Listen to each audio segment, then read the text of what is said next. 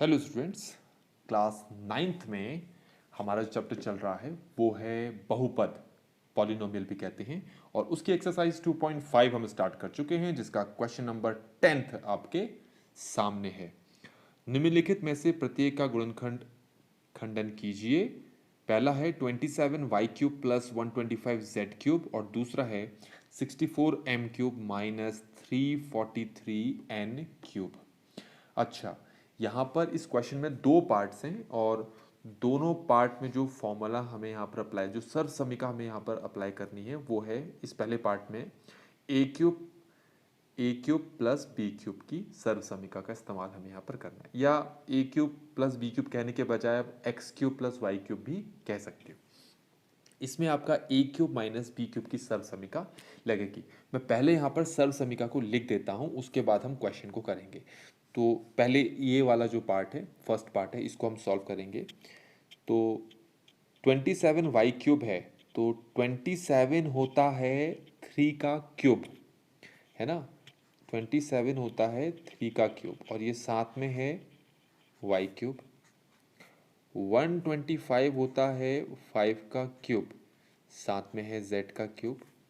तो इसका मतलब है ये 3 का क्यूब y का क्यूब है, तो मैं इसकी जगह लिख सकता हूँ 3y का क्यूब प्लस ये 5³ z³ है, तो हमें लिख सकता हूँ 5z का क्यूब। तो ये तो हो गया कि जो पहला क्वेश्चन है इसको हमने प्रॉपरली a³ प्लस b³ के रूप में कन्वर्ट कर लिया। अब आइडेंटिटी सर्व समीकरण क्या है, a³ प्लस b³ की वो लिख देता हूँ। ये है आपकी a plus B a² plus b² minus ab। और जो ये जो क्वेश्चन है आपने इसको इस रूप में कन्वर्ट कर लिया ना, इसको मैं इसके नीचे लिखता हूँ, इसको जस्ट इसके नीचे लिखता हूँ। क्या है, ये है 3y का क्यूब प्लस 5z का क्यूब। करना क्या है कि जैसे a³ प्लस b³ का ये रूप है, उसी तरीके से 3y³ प्लस 5z के क्यूब का भी ऐसा ही हमें रूप बनाना है। तो उसके लिए आपको एक चीज़ समझ में आनी चाहिए कि इसको अगर इसको कंपेयर करो तो आपको पता लगेगा कि a के बदले कौन बैठा है 3y, b के बदले यहाँ कौन बैठा है 5z। तो उसी तरीके से यहाँ a के बदले, इस a के बदले यहाँ पर क्या लिखोगे 3y प्लस, और b के बदले 5z बैठा है तो यहाँ b के बदले किसको रखोगे 5z। अब दूसरा ब्रैकेट, इस a के बदले हमें किससे रखना था 3y, स्क्वायर है तो 3y का स्क्वायर। b के बदले किसको रखना है हमने 5z को, तो ये 5z का क्या हो जाएगा स्क्वायर माइनस a हमारे पास क्या है 3y और b हमारे पास क्या है 5z। बस इतना ही करना है। इसको फिर से मैं कॉपी कर ले रहा हूँ, 3y प्लस 5z, इसको सॉल्व करते हैं। 3 का स्क्वायर होता है 9 और y का स्क्वायर y², तो हम लिखेंगे 9y² प्लस 5 का स्क्वायर होता है 25 और z² एज इट इज लिख दिया, माइनस 3 5 हो गया 15 और ये साथ में है yz।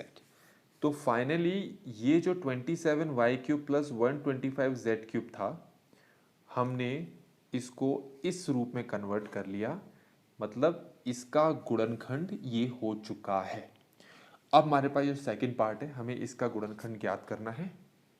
तो ये है सेकंड पार्ट इसका, 64m³ माइनस 343n³। 64 को हम लिख सकते हैं 4 का क्यूब और साथ में ये है m³। 343 को लिख सकते हैं 7 का क्यूब और साथ में है ये n का क्यूब। तो अब आप देख सकते हो ये 4³ m³ को हम लिखेंगे 4m का होल क्यूब, 7³ n³ को हम लिखेंगे 7n का क्यूब।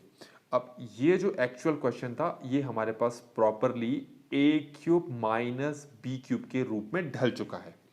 मतलब हमारे पास एक सर्व समीकरण है a³ माइनस b³ की, जो कि होती है a माइनस बी और a square plus b square plus a b.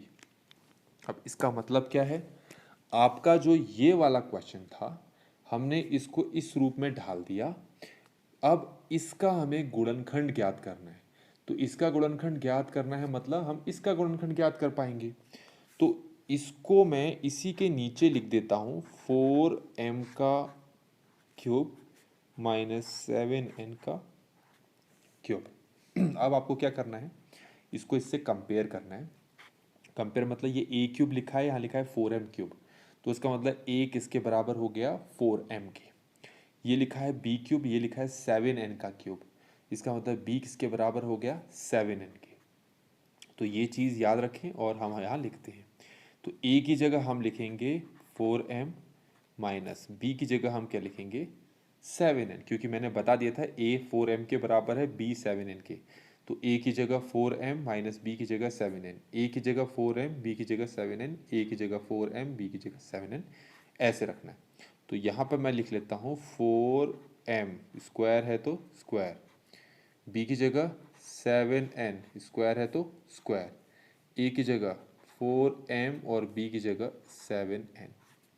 अब थोड़ा सा इसको सरल बनाना है, इसको कॉपी कर देता हूँ 4m माइनस 7n मल्टीप्लाई, इसको सॉल्व करते हैं। 4 का स्क्वायर होता है 16, ये है m स्क्वायर, प्लस 7 का स्क्वायर होता है 49, ये है n स्क्वायर, प्लस 4 7 का कितना हो गया 28 और ये क्या है हमारा mn। तो इस तरीके से ये हमारे पास सॉल्व हो चुका है। क्वेश्चन नंबर 10 हमने यहाँ पर कंप्लीट कर लिया है। तो वीडियो अच्छी लगी हो तो लाइक करें, चैनल को सब्सक्राइब करें और सभी को इस वीडियो का लिंक शेयर ज़रूर करें। Thank you so much.